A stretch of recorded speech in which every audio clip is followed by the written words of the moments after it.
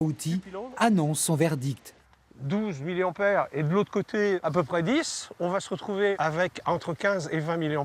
Ça veut dire qu'il y a du courant qui fuit par la terre au pied du pylône, ce qui est complètement anormal. Et surtout dangereux, car aucun courant électrique ne doit s'échapper de ces pylônes à très haute tension. Et comme la pente ici se dirige directement vers la ferme, que les eaux de ruissellement vont directement vers la ferme, le courant va vers la ferme. Ce surplus de courant de quelques milliampères, échappé par ces pylônes de 64 000 volts, est transporté par des courants vagabonds ou nappes phréatiques. Cela suffit à perturber gravement l'équilibre animal et humain.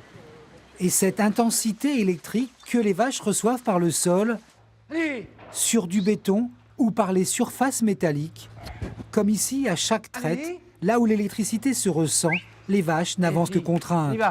Cette pollution aux ondes électromagnétiques empoisonne depuis plusieurs années la production de ce GAEC qui compte 80 vaches laitières.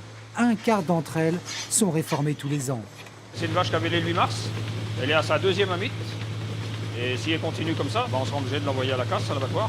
Elle va monter en cellule et c'est du lait qui sera impropre à la consommation. Antibiotiques, taux excessif de globules blancs, 20 000 litres de lait sont ainsi jetés chaque année. Une perte sèche qui s'ajoute à une mortalité pour des vaches en pleine force de l'âge.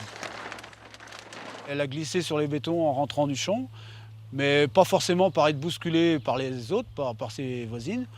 C'est plus par un manque de défense immunitaire, donc affaibli, par une source de pollution extérieure à notre élevage.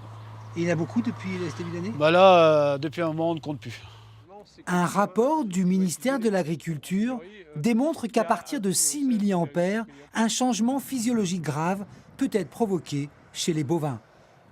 Tout ce week-end, les opéras ouvrent leurs coulisses au public pour faire découvrir l'envers du décor et les métiers liés à la scène.